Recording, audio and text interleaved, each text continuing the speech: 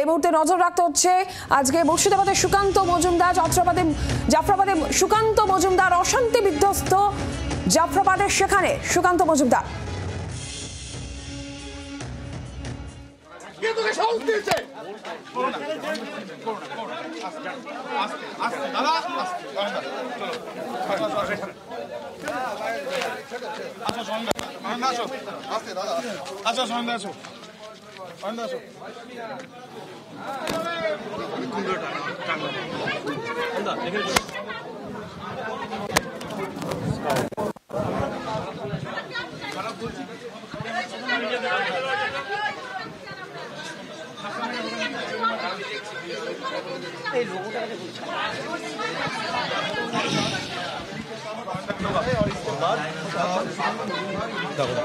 ঠিক আছে, অসুবিধা নেই।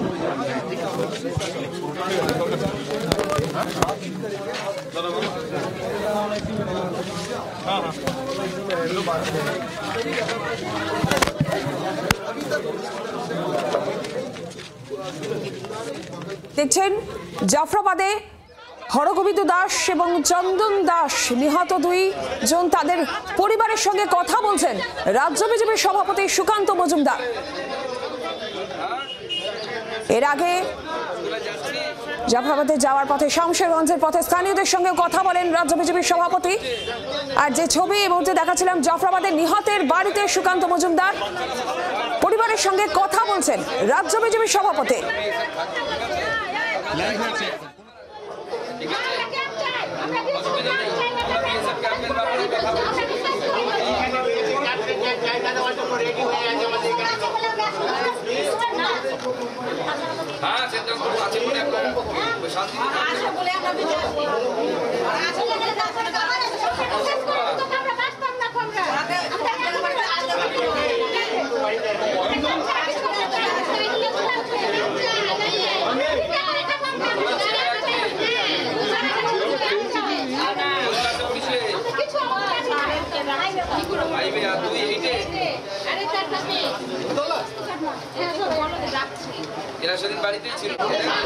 অয়ন ঘোষাল সরাসরি রয়েছেন, প্রতিনিধি অয়ন। নিহতের পরিবারের সঙ্গে সুকান্ত মজুমদার কথা বলছেন, কি বলছেন সুকান্ত মজুমদার? এই মুহূর্তে কি চলছে? হরগোবিন্দ দাস এবং চন্দন দাসের পরিবার সুকান্ত মজুমদারকে কাছে পেয়ে হাউ হাউ করে কাঁদছেন। তাদের দুটো এই মুহূর্তে ভয়। এখন যে তাদের উপর যা হয়ে গেছে, সেই যে আতঙ্কের প্রহর, সেই আতঙ্কের প্রহর তারা কাটিয়েছেন। বাড়ি থেকে মাত্র 50 মিটার দূরে বাবা ছেলের লাশ পড়েছিল এবং তারপর ক্রমাগত এখনো হুমকি দেওয়া হচ্ছে যে এখানে বিএসএফ এর স্থায়ী ক্যাম্প হবে না। যদি স্থায়ী ক্যাম্প না হয়, বিএসএফ এখান থেকে কয়েকদিনের মধ্যে চলে যাবে, তারপর কি হবে দেখে নেওয়া হবে। এই যে ক্রমাগত একদিকে স্বজন বিয়োগের যন্ত্রণা এবং তার সঙ্গে সঙ্গে ক্রমাগত হুমকি,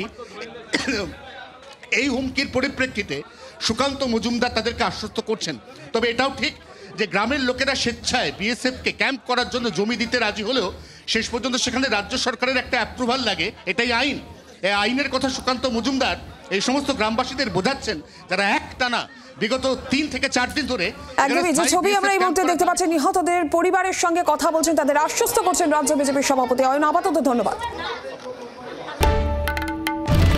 বাংলার আওয়াজ, বাঙালির আবেগ, জি 24 ঘন্টা।